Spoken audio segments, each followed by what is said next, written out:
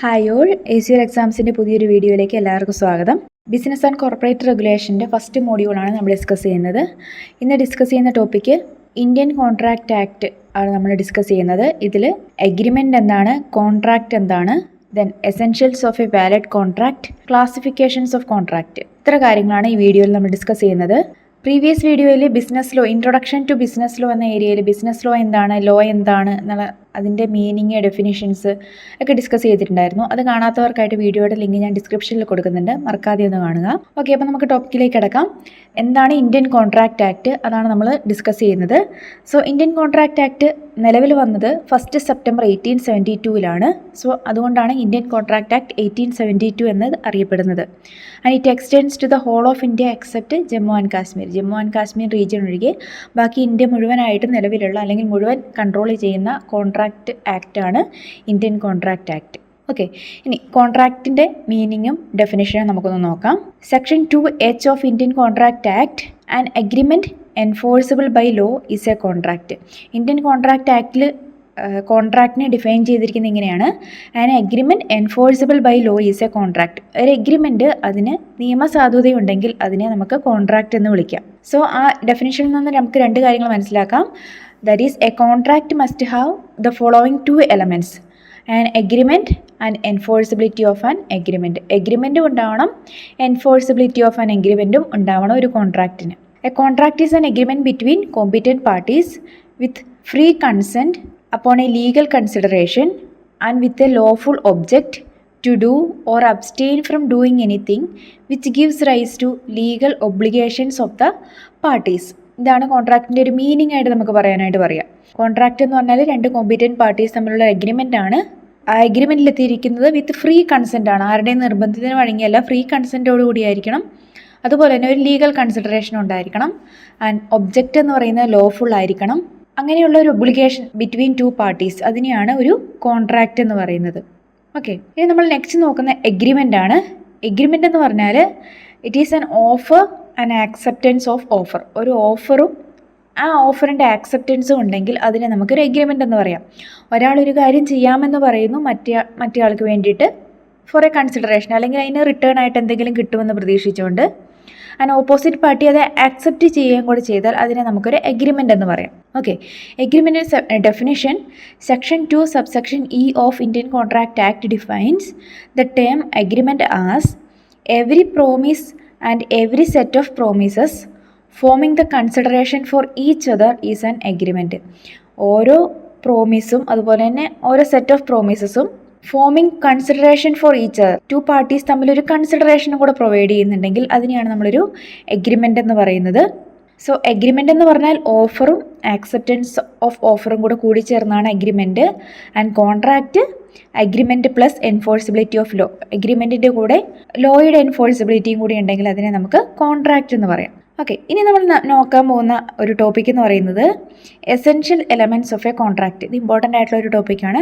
Essentials of a valid contract അല്ലെങ്കിൽ essential elements of a valid contract എന്നൊക്കെ ചോദിച്ചാൽ നമ്മൾ എഴുതേണ്ട ഈ പോയിൻറ്റ്സ് ആണ്. ഒരു 10 പോയിൻറ്റ്സ് ആയിട്ടാണ് ഈ എസെൻഷ്യൽ എലമെൻറ്റ്സ് പറഞ്ഞിരിക്കുന്നത്. സോ ഫസ്റ്റ് വൺ ആണ് ഓഫർ ആൻഡ് ആക്സെപ്റ്റൻസ്.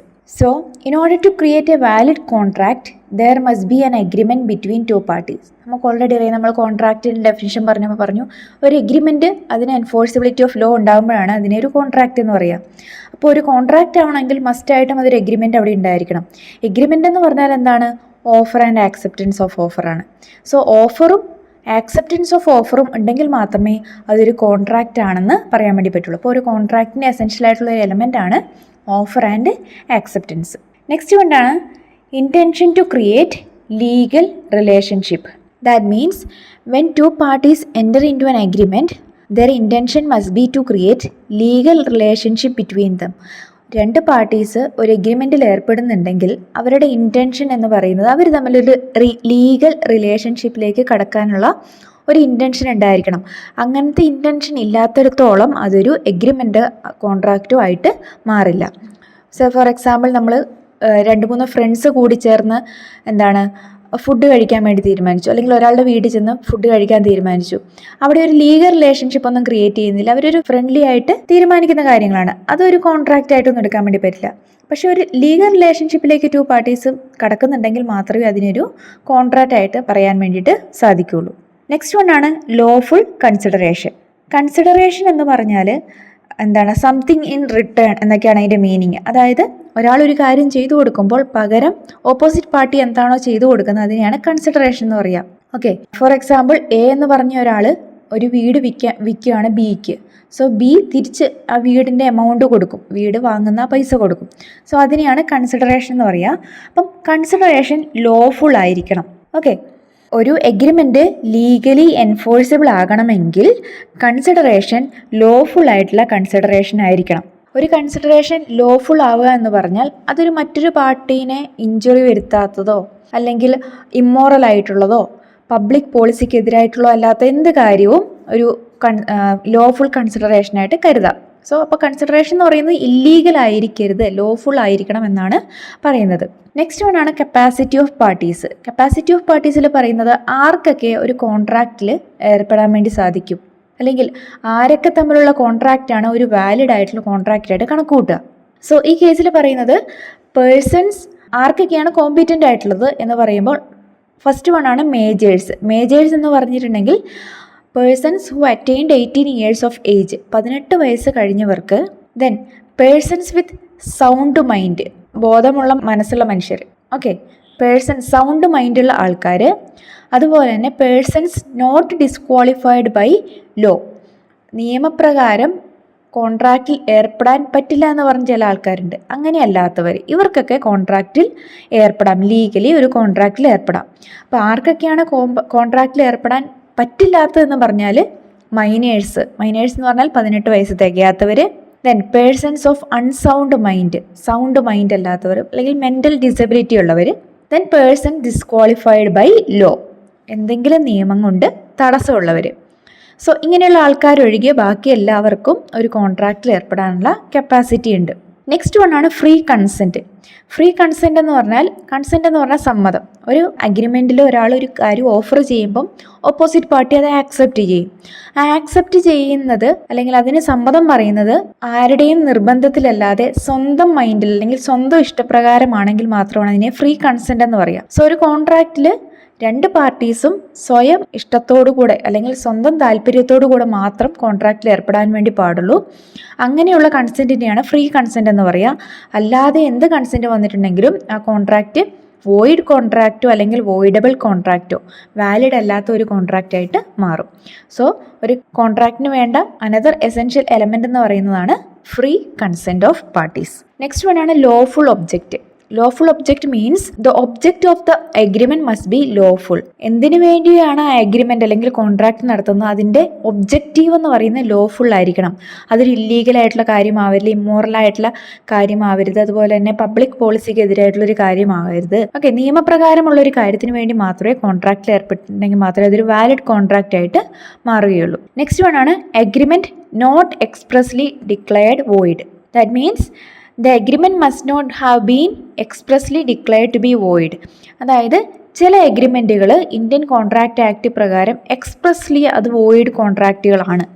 അങ്ങനെയല്ലാത്ത കോൺട്രാക്റ്റുകൾ മാത്രമേ വാലിഡ് കോൺട്രാക്റ്റ് ആവുള്ളൂ. അങ്ങനെ ഇന്ത്യൻ കോൺട്രാക്റ്റ് ആക്ട് പ്രകാരം expressly declared to be void എന്ന് പറയുന്ന അഗ്രിമെൻറ്റുകൾ agreement in restraint to marriage, agreement in restraint of trade, agreement in restraint of legal proceedings, agreements the meaning of which is uncertain, agreements by way of waiver. ഇത്ര agreements void ആയിട്ടുള്ള agreements ആണ്. അതായത് ഒരു മാരേജിന് എതിരായിട്ട് നിൽക്കുന്നത്, ഒരു ട്രേഡിനെ ഒരു legally ഒരു ട്രേഡ് നടത്തുന്ന അതിനെതിരായിട്ട് ചെയ്യുന്ന കാര്യങ്ങളോ ലീഗൽ പ്രൊസീഡിങ്സിനെതിരായിട്ട് ചെയ്യുന്ന കാര്യങ്ങൾ, ഇങ്ങനെയുള്ള കാര്യങ്ങൾ എക്സ്പ്രസ്ലി ഡിക്ലെയർഡ് വോയിഡ് ആയിട്ടുള്ള എഗ്രിമെൻറ്റ്സ് ആണ്. സോ ഇങ്ങനത്തെ എഗ്രിമെൻറ്റ്സ് ഒരിക്കലും വാലിഡ് കോൺട്രാക്റ്റ് ആയിട്ട് മാറില്ല. നെക്സ്റ്റ് ഒരു എസെൻഷ്യൽ എലമെൻ്റ് ആണ് സെർട്ടൈനിറ്റി ഓഫ് മീനിങ്. അതായത് കോൺട്രാക്റ്റിൽ പറഞ്ഞിരിക്കുന്ന ടേംസ് പ്രിസൈസ് ആയിരിക്കണം, സെർട്ടൈൻ ആയിരിക്കണം, കൃത്യതയുള്ളതായിരിക്കണം, അല്ലാതെ വേഗമായിട്ടുള്ള കാര്യങ്ങളായിരിക്കരുത്. For example, A agrees to sell a car to B out of his 5 cars. അതായത് എ ബിയോട് അയാളുടെ ഒരു കാറ് വിൽക്കാൻ വേണ്ടിയിട്ട് എഗ്രിമെൻറ്റിൽ ഏർപ്പെടുകയാണ്, അല്ലെങ്കിൽ വിൽക്കാമെന്ന് പറയുകയാണ്. എയ്ക്ക് 5 കാറുകൾ ഉണ്ടായിരുന്നു, അതിലൊരു car. There is nothing whatever to show which car was intended. പക്ഷേ എഗ്രിമെൻറ്റ് പ്രകാരം ഏത് കാറാണ് എന്ത് കാറാണെന്നൊന്നും പറഞ്ഞിട്ടില്ല. സോ അങ്ങനെ ആ ഒരു കേസിൽ അഗ്രിമെൻറ്റ് വോയിഡ് അഗ്രിമെൻ്റ് ആവും, അല്ലെങ്കിൽ വാലിഡ് അഗ്രിമെൻ്റ് ആവില്ല. കാരണം അതിനൊരു സെർട്ടൈനിറ്റി ഇല്ല, കൃത്യതയില്ല. 5 കാറുണ്ടെങ്കിൽ ഏത് കാറാണെന്ന് പ്രിസൈസ് ആയിട്ട് പറഞ്ഞിട്ടുണ്ടെങ്കിൽ മാത്രമേ അതിൽ സെർട്ടൈനിറ്റി ഓഫ് മീനിങ് വരികയുള്ളൂ. നെക്സ്റ്റ് വൺ ആണ് പോസിബിലിറ്റി ഓഫ് പെർഫോമൻസ്. അത് അനദർ എസെൻഷ്യൽ എലമെൻ്റ് ആണ് പോസിബിലിറ്റി ഓഫ് പെർഫോമൻസ്. ഒരു എഗ്രിമെൻറ്റിൽ കുറച്ച് കാര്യങ്ങൾ പറഞ്ഞിട്ടുണ്ട്, എന്നാൽ ആ കാര്യങ്ങൾ നോർമലി നടക്കുന്ന കാര്യങ്ങളാവണം. ഓക്കെ, അതായത് മാജിക്കിലൂടെ കുറേ കാര്യങ്ങൾ ചെയ്തു തരാം, മാജിക്കിലൂടെ ഞാനൊരു നിധി കണ്ടുപിടിച്ച് തരാം എന്നൊക്കെ പറയുന്ന അഗ്രിമെൻ്റ് ഒന്നും ഒരിക്കലും ലോജിക്കലി പോസിബിൾ അല്ല. സോ അങ്ങനെയുള്ള കാര്യങ്ങളൊന്നും പോസിബിലിറ്റി ഓഫ് പെർഫോമൻസ് ഇല്ലാത്തത് കൊണ്ട് തന്നെ വാലിഡ് ആയിട്ടുള്ള എഗ്രിമെൻറ്റോ കോൺട്രാക്റ്റോ ആവില്ല. ആൻഡ് ലാസ്റ്റ് വൺ ആണ് legal formalities. It is another essential element of valid contract. And that is it must be written, attested or registered if it is so essential under any law prevailing in the country. അതായത് രാജ്യത്ത് നിൽക്കുന്ന നിയമപ്രകാരം ഒരു കാര്യം ഒരു അഗ്രിമെൻറ്റിൽ അല്ലെങ്കിൽ കോൺട്രാക്റ്റിൽ എത്തിച്ചേരണമെങ്കിൽ അതിൻ്റെ എന്തെങ്കിലും സ്പെസിഫിക് ഫോർമാലിറ്റീസ് ഉണ്ട്. എഴുതി തരണം, അല്ലെങ്കിൽ അത് അറ്റസ്റ്റ് ചെയ്യണം, അല്ലെങ്കിൽ രജിസ്റ്റേർഡ് ആയിരിക്കണം, അല്ലെങ്കിൽ ഇത്ര രൂപയുടെ സ്റ്റാമ്പ് ഒട്ടിച്ചിരിക്കണം. അങ്ങനെയുള്ള അഡീഷണൽ കണ്ടീഷൻസ് ഒക്കെ ഉണ്ടെങ്കിൽ ആ ലീഗൽ ഫോർമാലിറ്റീസും കൂടെ കംപ്ലീറ്റ് ആയെങ്കിൽ മാത്രമേ അതൊരു വാലിഡ് കോൺട്രാക്റ്റ് ആയിട്ട് മാറുകയുള്ളൂ. ഓക്കെ, ഇത്ര കാര്യങ്ങളാണ്, ഈ 10 എലമെൻറ്റ്സ് ആണ് essential elements of valid contract എന്ന് പറയുന്നത്. നെക്സ്റ്റ് ടോപ്പിക്കാണ് ക്ലാസിഫിക്കേഷൻ ഓഫ് കോൺട്രാക്ട്സ്. കോൺട്രാക്ട്സ് ഏതൊക്കെ രീതിയിലാണ് ക്ലാസിഫൈ ചെയ്തിരിക്കുന്നത്? കോൺട്രാക്ട്സ് മെയിനായിട്ടും 3 രീതിയിലാണ് ക്ലാസിഫൈ ചെയ്യുന്നത്. That is according to their validity, according to formation and according to performance. ഇങ്ങനെ 3 കാറ്റഗറി ആയിട്ട് ഇതിനെ ക്ലാസിഫൈ ചെയ്യുന്നുണ്ട്. സോ ഫസ്റ്റ് വൺ നമുക്ക് നോക്കാം, according to validity. According to validity കോൺട്രാക്റ്റിനെ valid contracts, void contract, voidable contract, unenforceable contract, illegal or unlawful contract, ഇങ്ങനെ 5 category ആയിട്ട് classify ചെയ്യുന്നുണ്ട്. സോ നമുക്ക് 1 by 1 നോക്കാം. ഫസ്റ്റ് വൺ ആണ് valid contract. An agreement enforceable at law is a valid contract. നിയമസാധുതയുള്ള ഒരു അഗ്രിമെൻറ്റിനെയാണ് വാലിഡ് കോൺട്രാക്റ്റ് എന്ന് പറയുന്നത്. അതായത് നമ്മളിപ്പം ലാസ്റ്റ് പറഞ്ഞ ടോപ്പിക്കിൽ എസെൻഷ്യൽ എലമെൻറ്റ്സ് ഓഫ് വാലിഡ് കോൺട്രാക്റ്റിൽ 10 പോയിന്റ്സ് പറഞ്ഞിട്ടുണ്ടായിരുന്നു. ഈ എലമെൻറ്റ്സ് എല്ലാം സാറ്റിസ്ഫൈ ചെയ്തിട്ടുണ്ടെങ്കിൽ മാത്രമാണ് ഒരു കോൺട്രാക്റ്റ് വാലിഡ് കോൺട്രാക്റ്റ് ആയിട്ട് മാറുക. സെക്കൻഡ് വൺ ആണ് void contract. A void contract is a contract which has valid when entered into but which subsequently became void due to impossibility of performance, change of law or some other reasons. ഒരു void contract എന്ന് പറഞ്ഞാൽ കോൺട്രാക്റ്റിൽ ഏർപ്പെടുമ്പോൾ അതൊരു valid contract തന്നെയായിരുന്നു. പക്ഷേ കാലക്രമേണ അല്ലെങ്കിൽ കുറച്ച് നാൾ കഴിഞ്ഞതിന് ശേഷം അത് പല കാരണങ്ങൾ കൊണ്ട് മേ ബി പെർഫോമൻസ് അല്ലെങ്കിൽ ആ ഒരു കോൺട്രാക്റ്റ് നടപ്പിലാക്കാൻ സാധിച്ചില്ല, നിയമത്തിൽ വന്ന എന്തെങ്കിലും മാറ്റങ്ങൾ അല്ലെങ്കിൽ എന്തെങ്കിലും റീസൺസ് കൊണ്ട് വോയിഡായി തീരുന്ന കോൺട്രാക്റ്റുകൾ, അതിനെയാണ് വോയിഡ് കോൺട്രാക്റ്റ് എന്ന് പറയുന്നത്. നെക്സ്റ്റ് വൺ ആണ് voidable contract. A voidable contract is one which can be set aside or repudiated or avoided at the option of the aggrieved party until the contract is set aside or repudiated by the aggrieved party it remains a valid contract. എന്ന് പറഞ്ഞാൽ voidable contract എന്ന് പറഞ്ഞാൽ void contract അല്ല, പക്ഷേ may be in future അതൊരു void കോൺട്രാക്റ്റായി മാറാം. Okay, അതായത് aggrieved party, ഒരു ഓപ്പോസിറ്റ് പാർട്ടിക്ക് എന്തെങ്കിലും പ്രോബ്ലം വന്നു കോൺട്രാക്റ്റിൽ, ദെൻ ഓപ്പോസിറ്റ് പാർട്ടി അയാളുടെ കൺസേൺ അറിയിച്ചു, അയാൾ ക്യാൻസൽ ചെയ്യാൻ വേണ്ടി തീരുമാനിച്ചു എങ്കിൽ അതൊരു വോയിഡബിൾ കോൺട്രാക്റ്റ് ആണ്. ഓക്കെ, അങ്ങനെയുള്ള കോൺട്രാക്റ്റുകളെയാണ് വോയിഡബിൾ കോൺട്രാക്റ്റ് എന്ന് പറയുന്നത്. അതിനൊരു എക്സാമ്പിൾ പറയുന്നത്, A threatens to shoot B if he does not sell his new Maruti car to A for rupees 1 lakh. B agrees. The contract has been brought about by coercion and it is voidable at the option of B. A Bയെ threaten ചെയ്യാണ്, ബിയുടെ Maruti car 1 lakh rupeesന് കൊടുത്തിട്ടില്ലെങ്കിൽ അയാളെ shoot ചെയ്യുമെന്ന് പറഞ്ഞുകൊണ്ട്. Okay, ഇപ്പോൾ ബിക്ക് അതൊക്കെ ഓക്കെ ആണെങ്കിൽ അതൊരു കോൺട്രാക്റ്റ് ആയിട്ട് നിലനിൽക്കും. പക്ഷെ ബിയെ ത്രട്ടൺ ചെയ്തിട്ടാണ് കോൺട്രാക്റ്റ് നിലവിൽ വന്നത്. സോ ആ ഒരു കൊയേഷൻ അവിടെ ബി പറയുകയാണെങ്കിൽ അതൊരു വോയിഡബിൾ കോൺട്രാക്റ്റ് ആയിട്ട് മാറും, അല്ലെങ്കിൽ ഒരു വോയിഡ് കോൺട്രാക്റ്റ് ആയിട്ട് ഇൻ ഫ്യൂച്ചറിൽ മാറും. സോ അങ്ങനെയുള്ള കോൺട്രാക്റ്റുകളെയാണ് വോയിഡബിൾ കോൺട്രാക്റ്റ് എന്ന് പറയുന്നത്. നെക്സ്റ്റ് വൺ ആണ് unenforceable contract. It is a contract which is valid in it self but not capable of being enforced in the court of law because of some technical defect or such absence of writing, registration, etc. അതായത് ഒരു valid contract തന്നെയാണ് unenforceable contract എന്ന് പറയുന്നത്. പക്ഷേ നിയമത്തിന് മുന്നിൽ വരുമ്പോൾ അല്ലെങ്കിൽ കോർട്ട് ഓഫ് ലോയുടെ മുന്നിൽ വരുമ്പോൾ അതിന് വേണ്ട ചില റിക്വയർമെൻറ്റ്സ് ഉണ്ടായിട്ടില്ല. ചില ടെക്നിക്കൽ എറേഴ്സ് ഒക്കെ വന്നിട്ടുണ്ട്. ഒരു സ്റ്റാമ്പ് വെക്കാൻ മറന്നു പോയിട്ടുണ്ട്, രജിസ്ട്രേഷൻ പ്രോസസ്സിൽ എന്തെങ്കിലും മിസ്റ്റേക്ക് വന്നിട്ടുണ്ട്, റൈറ്റിംഗ് ഒക്കെ ചെയ്തിട്ടുണ്ട് പക്ഷേ അതിലെന്തെങ്കിലും റിട്ടൺ മിസ്റ്റേക്ക് വന്നിട്ടുണ്ട്. ഇങ്ങനെയുള്ള പ്രോബ്ലംസ് വരുന്ന കോൺട്രാക്റ്റുകളെയാണ് അൺഎൻഫോഴ്സിബിൾ കോൺട്രാക്റ്റ് എന്ന് പറയുന്നത്. ആൻഡ് ലാസ്റ്റ് വൺ ആണ് illegal contracts. Illegal contracts are those which are prohibited by law or otherwise against the policy of law. നിയമം എതിർക്കുന്നതോ അല്ലെങ്കിൽ നിയമത്തിനെതിരായിട്ടുള്ള കാര്യങ്ങൾ പറഞ്ഞിരിക്കുന്ന കോൺട്രാക്റ്റുകളെയാണ് ഇല്ലീഗൽ കോൺട്രാക്റ്റ് എന്ന് പറയുന്നത്. So an illegal agreement is one which is against the public policy or immoral or criminal in nature. Public പോളിസിക്കെതിരായുള്ളതോ immoral ആയിട്ടുള്ളതോ criminal nature ഉള്ളതായ എഗ്രിമെൻറ്റുകളാണ് അൺലോഫുൾ കോൺട്രാക്ട്സ് ആയിട്ട് മാറുന്നത്. Okay, next category of classification ആണ് according to formation. According to formation കോൺട്രാക്റ്റുകളെ express contract, implied contract and quasi contract ഇങ്ങനെ 3 രീതിയിൽ ക്ലാസിഫൈ ചെയ്യുന്നുണ്ട്. സോ ഫസ്റ്റ് വൺ ആണ് express contract. These are the contracts which are entered into between the parties by words spoken or written. വാക്കാൽ പറഞ്ഞോ അല്ലെങ്കിൽ എഴുതിയോ 2 parties തമ്മിൽ കോൺട്രാക്റ്റിൽ ഏർപ്പെടുകയാണെങ്കിൽ അങ്ങനെയുള്ള കോൺട്രാക്റ്റുകളെയാണ് എക്സ്പ്രസ് കോൺട്രാക്റ്റ് എന്ന് പറയുന്നത്. സെക്കൻഡ് വൺ ആണ് ഇംപ്ലൈഡ് കോൺട്രാക്റ്റ്.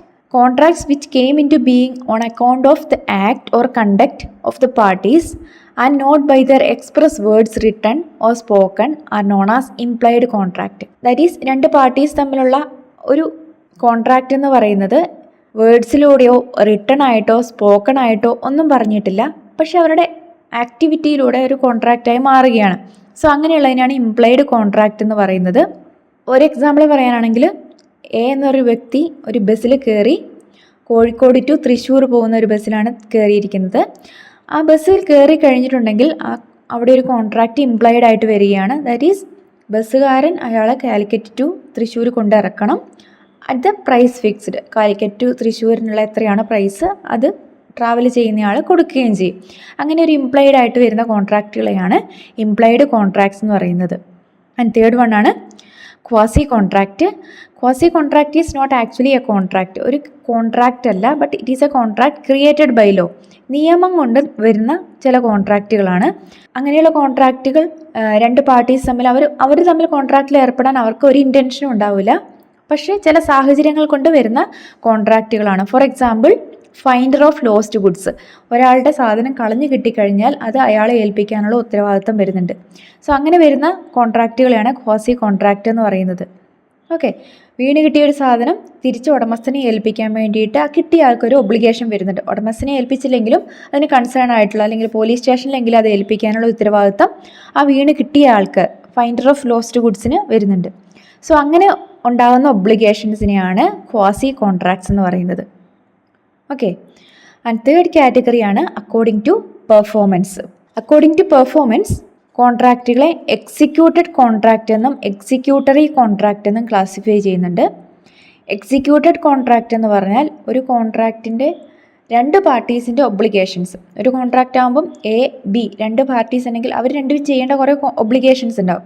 അത് രണ്ടും കംപ്ലീറ്റ് ചെയ്തിട്ടുണ്ടെങ്കിൽ അങ്ങനെയുള്ള കോൺട്രാക്റ്റുകളെയാണ് എക്സിക്യൂട്ടഡ് കോൺട്രാക്റ്റ് എന്ന് പറയുന്നത്. ഓക്കെ, എ ബിക്ക് ഒരു വാച്ച് 2000 രൂപയ്ക്ക് വിൽക്കാൻ വേണ്ടിയിട്ട് ഒരു കോൺട്രാക്റ്റിൽ ഏർപ്പെടുന്നു.